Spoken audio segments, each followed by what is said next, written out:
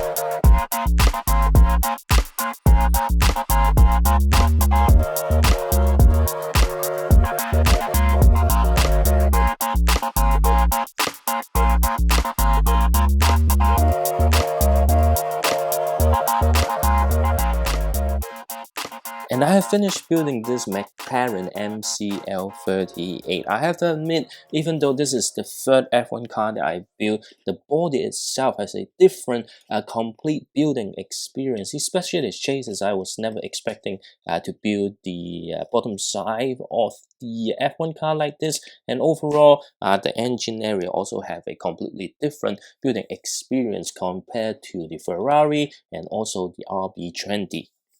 I think it's also an improved version compared to the McLaren F1 car released last year.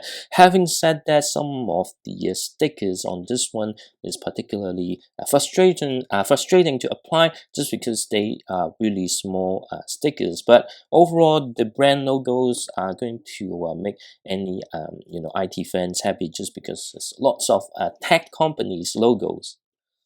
And this particular one also have less printed pieces compared to the previous car. The only thing that really repetitive is really the front of the car, which pretty much is identical from all the car I built so far. And the other thing that I wish is printed is this Google Chrome logo here at the front, so you get a very small stickers to apply instead of a printed piece.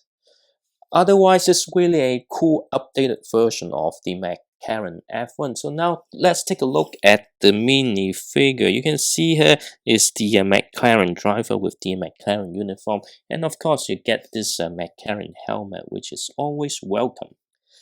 And this is the McLaren F1 Team MC138. I have fun building this car.